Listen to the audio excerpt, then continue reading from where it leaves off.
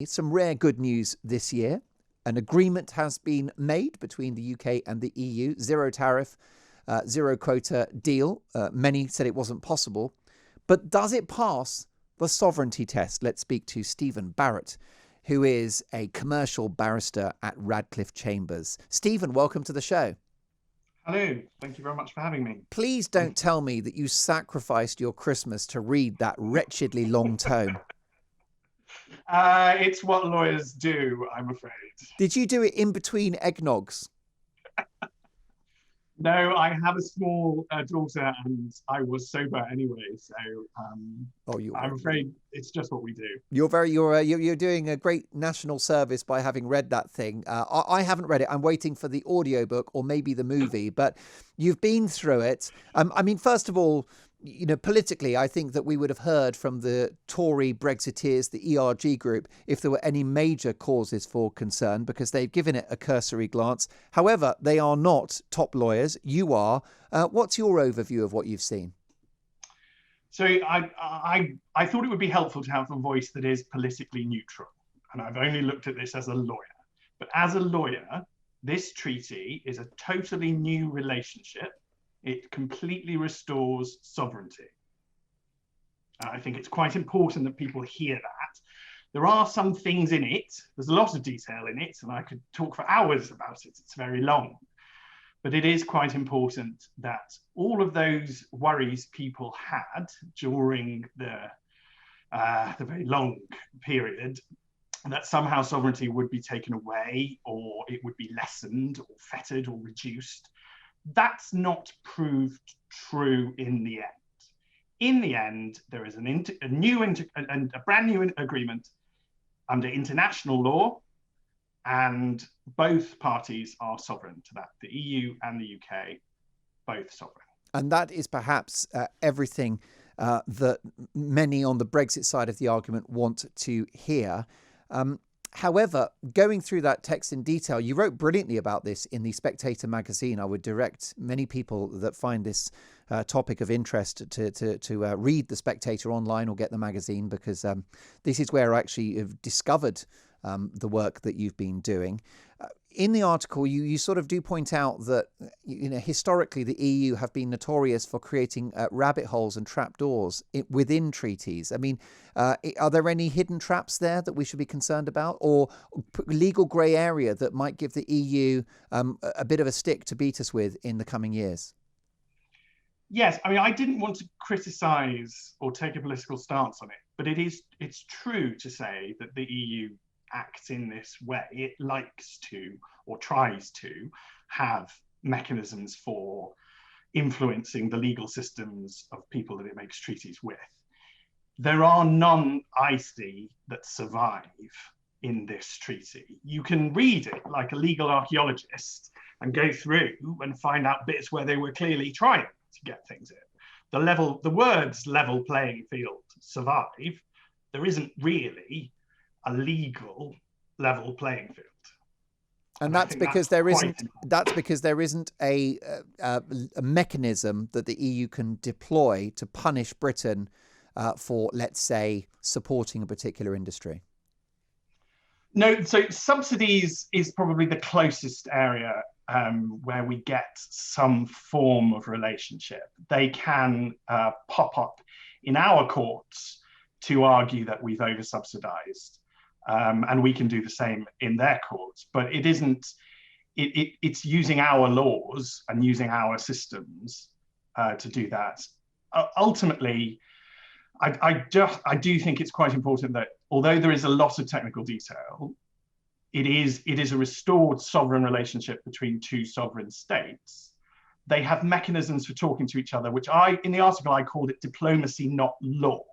Because in law, it's really an or what test. If you write down something, we can write down all sorts of things. I might write down that I'm committed to your health and happiness, which I probably am.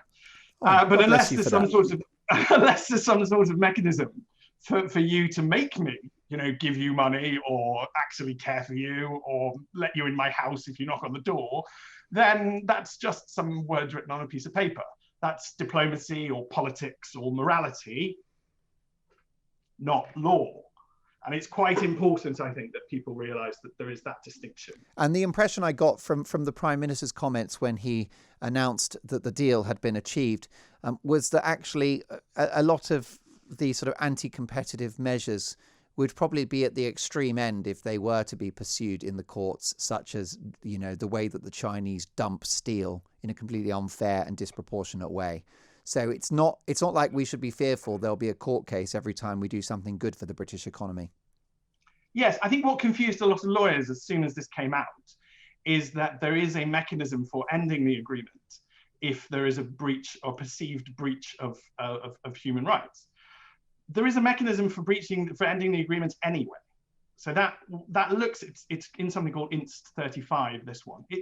It's just a bit of theatre. It isn't a legal change on anything.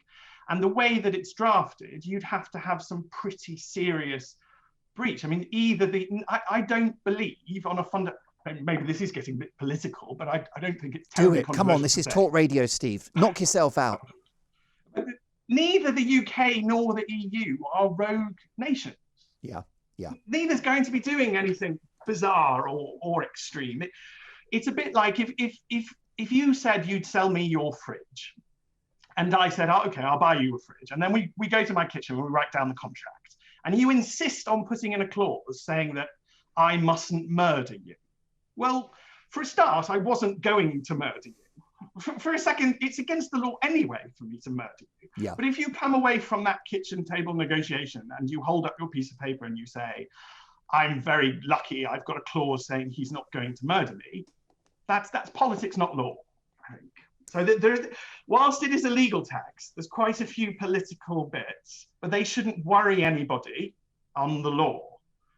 In law, this is a treaty which establishes sovereignty between two sovereign nations. And of course, you know, trading between nations always involves discretion, doesn't it? And the interpretation of the spirit of any trade deal. And that's not going to be exclusive to the UK and the EU. In fact, it's been well reported that EU states often ignore EU rules around state aid and other economic measures whilst within the bloc. So the bottom line is that there's always a little bit of wiggle room when it comes to, the law and the spirit thereof.